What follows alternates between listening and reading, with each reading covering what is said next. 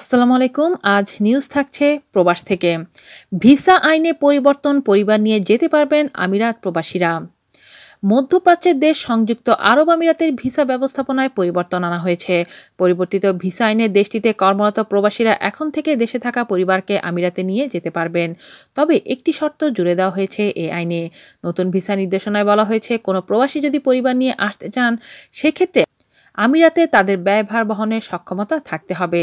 দেশে থাকা পরিবারকে আমিরাতে আনার পর তাদের খরচ বহন সংক্রান্ত আমিরাতের প্রবাসী ভিসা প্রস্তাবনায় পরিবর্তন আনার এই সিদ্ধান্ত রবিবার দেশটির মন্ত্রিসভায় গৃহীত হয়।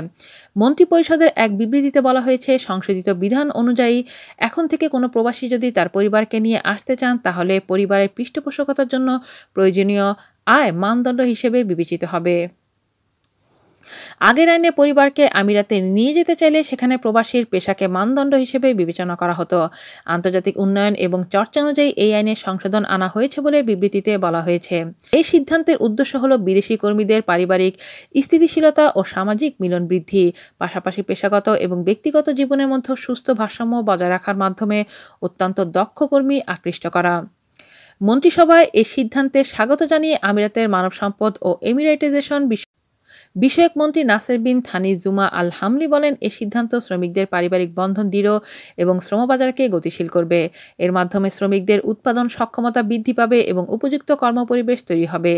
এর বিনিময়ে জাতীয় অর্থনীতির প্রসার ঘটবে। তিনি বলেন, সংযুক্ত আরব আমিরাতে 2 শতাধিক জাতিগোষ্ঠীর মানুষের বসবাস। বাসিন্দাদের অধিকার নিশ্চিত করার লক্ষ্যে আমিরাত প্রতিনিয়ত কাজ করছে। আজ এ পর্যন্তই। আল্লাহ হাফেজ।